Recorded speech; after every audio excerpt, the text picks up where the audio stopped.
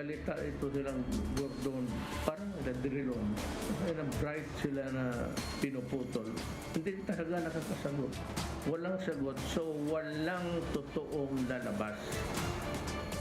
If that is the way how you conduct your inquiry or investigation, and your behavior is you want to talk kaya ayaw magpatalo yan si Gordon You want to monopolize the time with your maybe smartness, marunong ka, and you are articulate.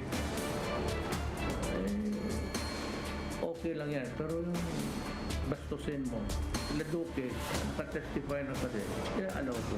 Pero yung iba, paupuin mo ng ilang araw, tapos walang nangyari. Binapastos mo yung tao. Kaya ako tatakbo. Kaya ako pag sabihin ko sila na there are rules in Congress, but there are fundamental laws. Kaya ng taga-gobyerno, sabi, hindi nila kasagutin.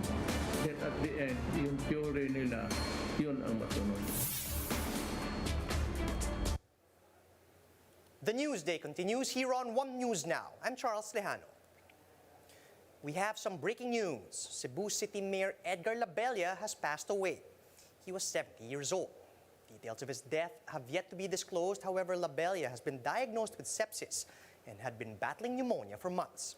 Stay tuned here on One News for the latest on this story.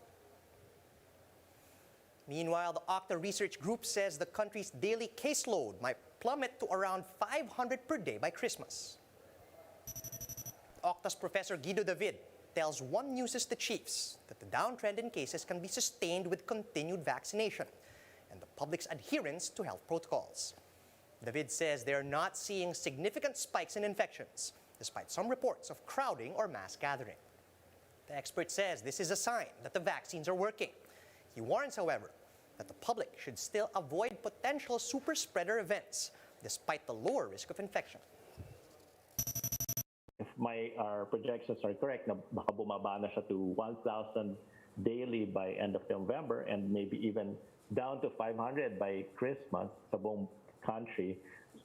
By that time, the risk will be so low na we won't be worried about large events. Some LGUs in Metro Manila have already come up with their own ordinances restricting the movement of unvaccinated minors aged 11 years and below. This pending the announcement of a unified protocol from the Metro Manila Council. Greg Gregorio with a report. After close to 2 years of being holed up in their homes, kids are having the time of their lives outdoors, a perk of Metro Manila being under alert level 2. But they're not just flocking malls. Some tagged along as their parents went to Baclaran Church in Parañaque. Ngayon na po sila nakalabas ng bahay. Matagal din kasi kami hindi nasama nito sa simbahan. Social distancing lang. Ganun lang po yung face mask po. In its latest advisory, the city government has allowed teenagers aged 12 to 17 in indoor establishments regardless of vaccine status. Those younger are only allowed outdoors unless for essential activities. Mayor Edwin Olivares said this is in compliance to President Duterte's directive to regulate the mobility of minors younger than 12. Kasi yung 2-3 days, pwede mag-umpisa yung spike natin. 2 to 3 days. So immediately, the city government of Parañaque act on this. For the Philippine Pediatric Society, it's better for children to stay at home to avoid the risk of infection.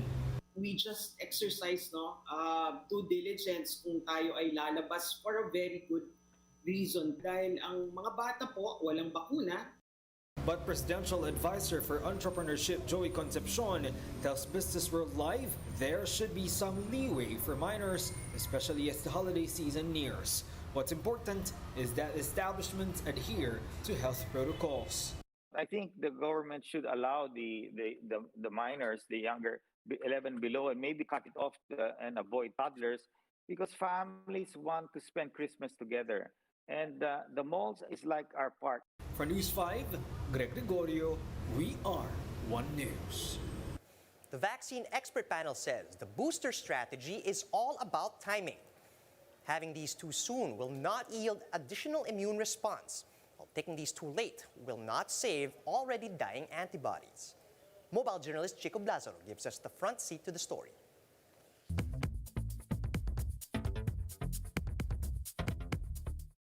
Government finally began booster shots for the medical frontliners, but Dr. Ronjean Salante of the vaccine expert panel says it's going to be a race against the clock to give out boosters to the early birds before the vaccine efficacy wanes. Booster should be observed within that at least 6 months kasi wala tayong data on the 10th. Baka talagang wala na yun. Salante says many studies abroad show that vaccine efficacy begins to wane by the 3rd month of vaccination.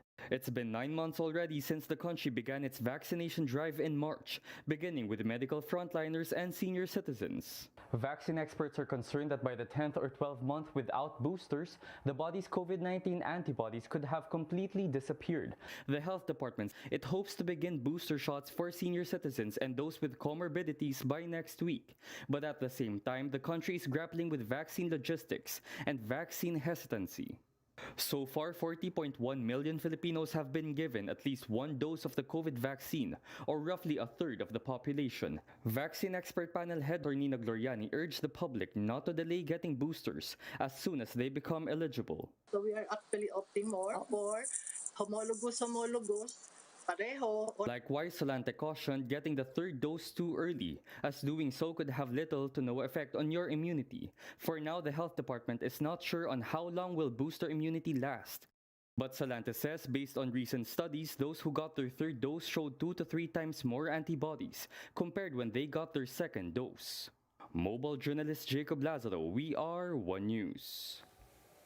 The health department reminds the public that booster vaccination is not yet available for low-risk individuals.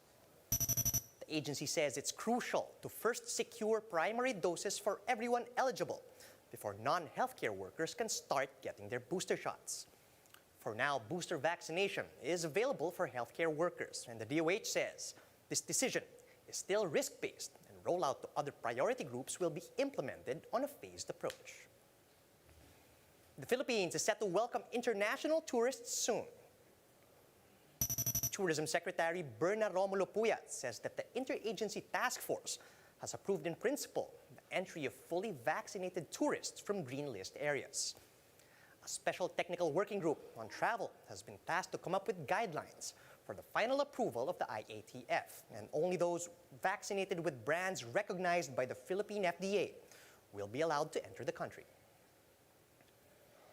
Tourism sector is finally getting a boost as most provinces have eased travel restrictions. But the sector continues to appeal to authorities to make traveling easier for fully vaccinated tourists. Gerard de la Peña reports. Travelers are starting to flock to NAIA as many provinces have opened up for non-essential travel. Flag carrier Philippine Airlines says they have now reached up to 40% of their pre-pandemic capacity. Philippines Air Asia and Cebu Pacific meanwhile say their flights have doubled compared to previous months. We're not only supporting what you call the business travelers, okay? We're not only supporting essential travelers, but we're so happy, masaya po kami, because non-essential or tourism is already allowed. Still, some passengers are finding it difficult to gather and secure requirements needed for their respective destinations. Like Mang Cirilo, he missed his flight to Dipolog for failing to secure a letter of acceptance from his LGU. Masok ako doon, hindi nila tinanggap dahil wala po akong acceptance letter from province. So ngayon, ang mangyari, ang sabi nila doon, yung taga Cebu Pacific, magpa-rebook. Napapunta naman ako dyan sa tigiting nila. Rebook nga, pero 5,000 mahigit naman. On the other hand, Angeline insists that the rapid antigen testing requirement for her trip to South Cotabato is not reasonable, especially since she's fully vaccinated. Kaya nga sir, yung maaga ako nagpunta dito kasi bukas pa naman ang flight ko. The Tourism Department is now appealing to local government units to make requirements simpler for the public. Airline companies are also set to create a formal appeal to the government to allow passengers to fly to their destinations as long as they have a vaccination card at hand. Gusto ho namin ngayon siguro para mas maayos dahil ang mga tao ay nag-a-adjust lang, ay ang LGUs ay mag-open up at ang tanggapin muna nila is yung kanilang existing barangay vaccination. Or cards, LGU no? vaccination. Or LGU vaccination cards, no? Yun lang po muna. Para maging mas simple lang din. Mas simple lang muna. As of now, airlines can only make check-in procedures simpler as a compromise to travelers. Philippines Air Asia is set to implement facial recognition scanners by next year so that passengers wouldn't need to line up at check-in counters. For News 5, Gerard de la Peña, we are One News. Time now for a quick look at some of today's headlines. President Duterte claims a cocaine user is among the presidential candidates for next year's elections. The clue? This presidentiable comes from a wealthy family whose family name is known for its patriarch. A woman who claims to be the lawful wife of former broadcaster Raffy Tulfo files a petition to cancel his COC for senator. And the cast of the Harry Potter series reunite to relive their adventures in the wizarding world. And those are the top stories at this hour. Join us again later at 10:45 a.m. as we continue to monitor the day's biggest stories. You can also catch One News on the Signal Play app.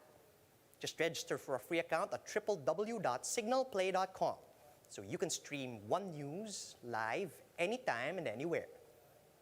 I'm Charles Lejano. Mask on, wash hands, and stay safe, Philippines.